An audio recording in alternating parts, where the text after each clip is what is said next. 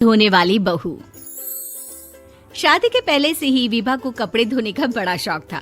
कभी नल के नीचे तो कभी तालाब के पास। अरे मेरी नीली वाली लुंगी नहीं दिख रही है। विभा की अम्मा कहाँ रखी है लुंगी? अरे वो तो विभा ने परसों ही धोकर रखी थी आपकी अलमारी में। देखो वहीं होगी। वो ना मैंने आज धो दी, मुझे लगा कि गंदी हो गई होगी। अरे कैसे गंदी हो गई थी? उसे तो मैंने पहना भी नहीं। हे भगवान, इस लड़की के कपड़े धोने की आदत से परेशान हो गया हूँ मैं। जितना तो घर में राशन नहीं आता उससे कहीं ज्यादा डिटर्जेंट पाउडर का खर्चा है। इसकी शादी करवा दो, शादी। जाए अपने घर में ही करे काम, फिर चाहे घर के कपड़े धोने हो या पूरे गांव के।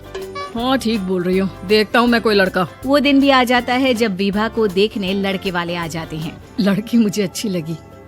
होने वाली सास कहती है, बेटी अगर कुछ पूछना है तो पूछ लो। वैसे तो हमारी लड़की बहुत ही शर्मीली है, जो बोल दो वो मान लेती है, इसे क्या पूछना होगा। अरे कैसी बात कर रही हो माँ, मुझे इन लोगों के घर रहना है, सवाल तो कई है। हाँ हाँ बेटा पूछ लो ना, क्या पूछना है। आप लोगों के घर कपड़े कौन धोता है? सास का मुंह बन जाता है। देखो अगर तुम ये कहना चाहती हो कि तुम्हें कपड़े धोने नहीं आते तो सुन लो, कपड़े मैं ही धोती हूँ, लेकिन तुम्हारे आ जाने के बाद मैं रुमाल तक नहीं धोऊंगी। अरे चुप रहना भाग्यवान, बहू बेचारी घर आई नहीं, उसे डराना शुरू कर दिया। वो क्या है ना बिटिया, अभी तक तो ये कल्लू की माँ ही धोती थी, लेकिन अब तुम्हारे पापा तो दहेज में वॉशिंग मशीन देंगे ही। तभी विभा की माँ बोल पड़ती है, सवाल भी पूछा तो क्या। वैसे भाई साहब, मशीन की तो फिर भी कपड़े धोने की कैपेसिटी होती है। मतलब जो बिटिया दे रहे हैं ना विभा, इसे कपड़े धोने का बहुत शौक है। ये आप लोगों के क्या, आस पड़ोस गांव मोहल्ले सबके कपड़े धो दे और उफ तक ना करे। बाहर देखा नहीं आपने कितने कपड़े सूख रहे हैं? सब हमारी बिटिया ने ही तो धोए हैं। बस भी करो ना माँ, शर्म आ रही इतनी तारीफ सुनकर। और तो और एक दाग निकाल कर दिखाओ तो मान जाऊँ। हाँ अच्छा माफ करना बेटा, मैंने गलत समझा। हमें तो रिश्ता बहुत पसंद है। और ऐसे जुड़ जाता है रिश्ता कपड़े धोने का शौक रखने वाली विभा का। उसकी शादी हो जाती है कोयला फैक्ट्री में काम करने वाले कल्लू के साथ। शादी के बाद अचानक विभा चिल्लाती हुई सास के पास आती है। सासू माँ, अरे सासू माँ कहाँ है आप? ये तो धोखा है, धोखा दिया आप लोगों ने मुझे। इसे ससुर के चक्कर के बारे में पता चल गया। अरे तो उसमें तुझे क्यों धोखा मिला है? अरे नल में पानी नहीं आता, कपड़े कैसे कब धुलेंगे? अच्छा तू पानी नहीं आ रहा उसकी बात कर रही है। तो आपने क्या सोचा? कुछ नहीं। अच्छा तेरी माँ ने कहा था कि कपड़े धोने का शौक है तुझे, याद आया मुझे। शौक बोलकर कपड़े धोने वाले मेरे जुनून को कम ना आके सासू माँ, कपड़ा धोना मेरा गुरूर है। तभी पति भी वहाँ आ जाता है। अभी मैंने इसे सनी देओल की फिल्म दिखाई है, उसी के डायलॉग मार रही है माँ। अच्छा सुन, साफ साफ बता रही हूँ, पानी सुबह 4 से 6 और शाम को 10 से 12 आता है, समझी? विभा टाइमिंग सुनकर हैरान हो जाती है। ये क्या भूतों का मोहल्ला है? सुबह 4 बजे उठकर कौन कपड़े धोता है? 4 बजे टंकी में पानी जाता है, फिर सारा दिन धोना ना, किसने मना किया?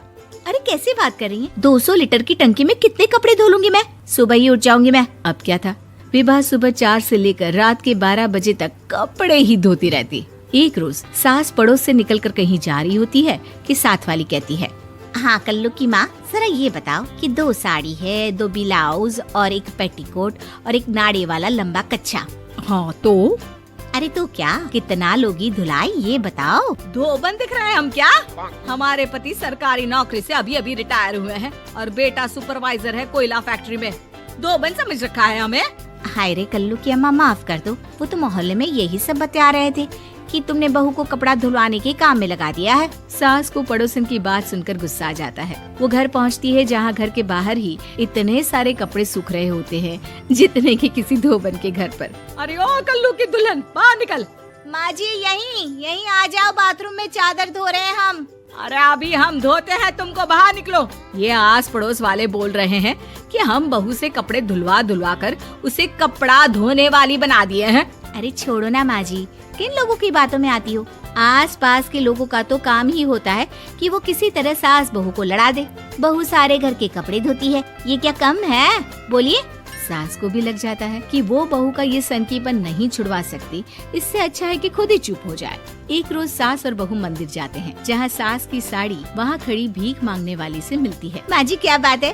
आपकी की साड़ी उस भिखारन से कितनी मिल रही है ना? हाँ हाँ देखो तो दोनों की साड़ी मिल रही है। क्या बात है कल्लू की अम्मा, तुम खुद को तो अफसर की बीवी बताती हो और ऐसी सिंपल सी प्लेन साड़ी पहनकर घूमती हो। सिंपल और प्लेन नहीं है ये साड़ी। तो क्या सोने के धागे से फूल बने हैं? कुछ भी सासू माँ, कुछ भी। हाँ बने थे इस साड़ी में सोने के धागे से फूल। मेरे पति लेकर आए थे मद्रास से स्पेशली मेरे लिए 10,000 की।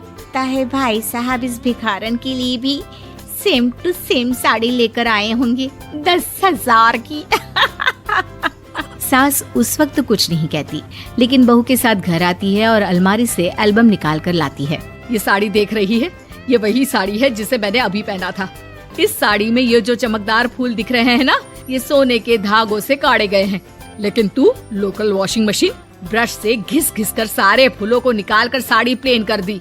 मुझे माफ कर दीजिए सासू माँ। और तो और, जब मैंने तुझे तेरी गलती के लिए कुछ नहीं कहा, लेकिन तूने तो सबके सामने मेरा मजाक ही बना दिया। क्यों? बहू को समझ में आ जाता है कि अब से उसका कपड़े धोना बंद।